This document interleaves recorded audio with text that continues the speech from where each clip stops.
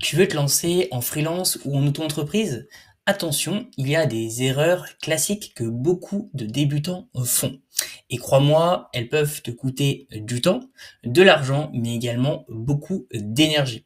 Dans cette vidéo, je vais te montrer les 5 erreurs à absolument éviter avant même de te lancer en tant qu'auto-entrepreneur ou freelance. Et pour que ça soit vraiment plus clair pour toi, je vais les illustrer avec une mind map visuelle. Allez, on démarre tout de suite en direct sur mon écran. Alors la première erreur que je vois dans la plupart des cas, c'est de ne pas fixer tes tarifs correctement. Effectivement, quand tu te lances dans le statut auto-entrepreneur ou même freelance, tu vas avoir peur de mettre des tarifs trop hauts, de peur de pas avoir de clients, tout simplement, et de pas suffisamment développer ton activité. Donc souvent, tu vas tirer les prix vers le bas en pensant, en ayant la croyance que tu vas avoir des clients plus facilement, et c'est pas effectivement le cas à chaque fois. Et souvent, effectivement, quand tu te lances, tu as la peur de mettre des tarifs trop hauts, tu as la peur de pas avoir de clients et tu as la peur de pas pouvoir vivre sereinement de ton activité. Alors, premièrement, il faut que tu fixes un tarif, surtout qui tient compte de plusieurs choses. Alors, au niveau des conditions à respecter, il y en a 4. La première, ça va être au niveau de tes charges. Si tu es en prestation de service, si tu fais du consulting, du coaching, de la formation, ou peut-être que tu vends des produits, tu as une boutique en ligne et que tu vends des pyjamas, des bougies, de la décoration intérieure, peu importe, il faut vraiment que tu réfléchisses sur les charges de ton business. Combien est-ce que tu as de charges au niveau de ton entreprise? Donc ça, c'est la première réflexion qu'il faut que tu prennes compte.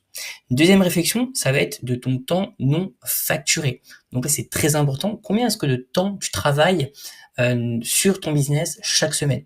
C'est quoi ton taux journalier? C'est très important à prendre en compte le taux journalier chaque semaine, donc l'allocation que tu as pour ton business chaque semaine au niveau de ton travail. Troisièmement, la valeur que tu apportes. C'est très important également, quelle valeur tu apportes sur ton marché en termes de produits ou en termes de services. Et enfin, quatrième condition, je te conseille forcément de calculer ton tarif journalier moyen et également oser dire non quand c'est trop bas. Si aujourd'hui ton taux journalier moyen, il est par exemple de, je sais pas, on va dire tu es à 50 € de l'heure, c'est un exemple bien évidemment, et que tu as un prospect qui vient te contacter par rapport au service que tu peux proposer et qui est intéressé par tes services, qui te propose tout simplement un tarif journalier moyen de 10 €. Et ben là, ça va vraiment pas être intéressant pour toi. Donc effectivement, dans ce cas, et ben même si tu aurais pu avoir un client de plus, c'est pas un bon client, c'est un client qui va tirer tes prix vers le bas. Et dans ce cas-là, je te déconseille de le prendre au sein de ton entreprise parce qu'il va te faire perdre du temps, de l'énergie et ça va pas être un client très rentable pour développer ton activité. Donc ça va être les 4 conditions à respecter pour justement avoir des tarifs intéressants et pouvoir développer sereinement et rapidement ton activité sur le long terme. Deuxième erreur, ça va être de travailler sans contrat. Donc moi-même, j'ai fait cette erreur au tout début quand j'ai commencé l'entrepreneuriat et que j'ai eu mes premiers clients. Les premiers clients, j'avais oublié de faire des contrats en pensant que voilà, j'avais pas besoin de contrat, que ça servait pas à grand chose et que c'était juste un document administratif. Et ben, c'était une grosse erreur de ma part. Tout simplement parce que avoir un contrat va te protéger tout simplement en tant que tel et également protéger ton client s'il n'est pas content de la prestation, que ce soit du produit ou du service, et tout simplement il a le contrat pour le protéger. Donc dans les deux cas, ça protège autant le client que autant le prestataire. Donc tout simplement, première condition, ça protège ce que tu vas faire. Donc tout simplement dans le contrat, tu vas expliquer tout simplement ta prestation. Donc là c'est très important que le client puisse vraiment avoir tout simplement les explications de ce que tu vas lui proposer. Deuxièmement, dans quel délai, donc combien de temps est-ce que ça dure et dans quel délai est-ce qu'il va être soit, donc par exemple si tu vends un produit, dans quel délai il va recevoir le produit, ou si, tout simplement, si tu vends par exemple un accompagnement, combien de temps dure l'accompagnement.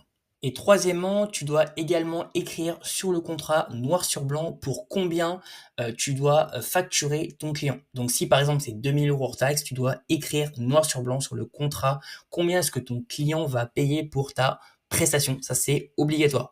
Et enfin, quatrièmement, quand tu seras payé. Est-ce que tu seras payé à 30 jours? Est-ce que tu seras payé à 60 jours? Est-ce que tu seras payé à 90 jours? Tu dois écrire sur le contrat effectivement quand tu seras payé par ton client. Donc deuxième erreur, travailler son contrat. Donc je te recommande forcément de faire un contrat par rapport à ton business. Troisième erreur, choisir le mauvais statut juridique. Tout le monde te parle de l'auto-entreprise, mais c'est pas toujours la meilleure solution par rapport à ton business. Si tu veux déduire des frais, l'auto-entreprise ne le permet pas. Donc la première erreur, si tu as un business où tu as beaucoup de charges, je te déconseille de te lancer dans la micro-entreprise parce que là, tu vas pas pouvoir déduire tes charges. Donc la première chose à vérifier auprès de ton business. Et si tu dépasses les plafonds, tu risques des complications. Surtout si effectivement tu as un business à cash flow et que tu fais beaucoup d'argent, tu vas vite dépasser les 10 000 € par mois, et ben tu vas vite dépasser le seuil de TVA en micro-entreprise. Et là, il va falloir passer en statut de société, donc que ce soit une SASU, une SAS, peu importe, il va falloir vraiment faire attention à ce niveau-là, donc choisir le bon statut juridique par rapport à ton business et par rapport surtout à tes charges. Donc, troisième erreur, choisir le mauvais statut juridique. Je te conseille d'avoir un rendez-vous avec un expert comptable ou un comptable que tu as choisi scrupuleusement et de voir quel est le meilleur statut juridique par rapport à ton business. Quatrième erreur, ne pas prévoir de trésorerie. Donc ça, c'est vraiment l'erreur classique. Tu veux vivre au jour le jour sans prévoir de trésorerie. Donc je te conseille, si tu te lances dans l'entrepreneuriat de manière générale et que tu veux lancer un business, que ce soit dans la prestation de services, le coaching, le consulting, que ce soit une boutique en ligne, peu importe, un business en ligne, et ben effectivement, tu te dis, bon bah là, j'ai pas beaucoup de charges, ça va être facile, et tu vis un peu au jour le jour. Moi, je te conseille d'avoir au minimum, c'est vraiment le minimum du minimum, c'est 2 à 3 mois de dépenses pour ne pas paniquer au moindre retard de paiement. Effectivement, tu te lances dans l'entrepreneuriat, tu es motivé, tu as envie de faire de l'argent, tu as envie d'être libre financièrement, géographiquement, temporellement, mais souvent ça prend du temps. L'entrepreneuriat, c'est pas une recette magique, ça prend plus de temps que prévu et souvent du coup tu te dis ça va, je vais y arriver rapidement, etc. et ça prend plus de temps que prévu. Donc je te conseille vraiment de mettre au minimum 2-3 mois de côté, même 6 mois de côté pour être vraiment tranquille et te dire de pas paniquer si ça prend un peu plus de temps que prévu et que au début ça prend un peu plus de temps et que au moins tu as 6 mois de côté et que tu peux vivre avec un petit peu tes économies si tu as pas le chômage. Si tu as le chômage, effectivement là pendant 1 an ou 2, ça dépend tout simplement de tes allocations chômage et combien de temps est-ce que tu vas percevoir tes allocations chômage. Mais dans ce cas-là, ce sera plus tranquille. Mais si tu as pas d'allocation chômage et que tu quittes ton salariat pour te lancer dans l'entrepreneuriat et que tu démissionnes, et là dans ce cas-là, je te conseille vraiment vivement d'avoir au minimum 2 à 3 mois, voire 6 mois de dépenses pour ne pas paniquer. Et enfin, cinquième erreur, ne pas anticiper les charges fiscales. Comme tu le sais, on est en France, donc si ton business est en France, tu vas avoir des charges fiscales qui sont assez lourdes et donc il va falloir anticiper ces charges. Donc la première charge, ça va être les cotisations URSSAF. Donc si tu payes mensuellement, il va falloir tout simplement anticiper également le paiement des cotisations. Et si tu payes trimestriellement, il va falloir également les anticiper. Deuxième charge fiscale, c'est la CFE. Donc la CFE, c'est la cotisation foncière des entreprises. C'est l'impôt que tu vas devoir payer à la fin d'année, au mois de décembre. Donc à ce niveau-là, il va falloir également l'anticiper. Donc là, déjà, tu peux, au niveau de la CFE, passer par un centre de domiciliation pour domicilier ton entreprise dans un centre de domiciliation. Donc Legal Place est super intéressant à ce niveau-là. Tu as tous les liens dans la description pour passer par un centre de domiciliation avec Legal Place qui permettra d'économiser beaucoup de CFE parce que la CFE, personne n'en parle, mais c'est un impôt que tout simplement tu vas devoir payer à la fin d'année. Et si tu bases pas ton entreprise dans un centre de domiciliation et que tu bases ton entreprise à ton adresse personnelle, tu vas payer beaucoup plus de CFE. Donc une manière d'anticiper, mais surtout d'optimiser fiscalement la CFE, c'est de choisir un centre de domiciliation. Donc tu as tous les liens dans la description pour pouvoir optimiser fiscalement la CFE.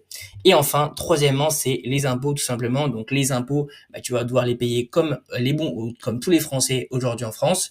Et donc à ce niveau-là, il va falloir également anticiper cette charge fiscale. Donc voilà les 3 charges fiscales à anticiper au niveau de ton entreprise. Voilà, en tout cas, j'espère que tu as apprécié les 5 erreurs et surtout les 5 erreurs à éviter si tu te lances dans l'entrepreneuriat de manière générale. N'hésite pas à me partager ton retour et les erreurs que tu as pu faire dans les commentaires de cette vidéo. Ça me fera plaisir de te répondre et de partager également les erreurs que j'ai pu faire. Et sur ce, je te dis à très vite pour la prochaine vidéo.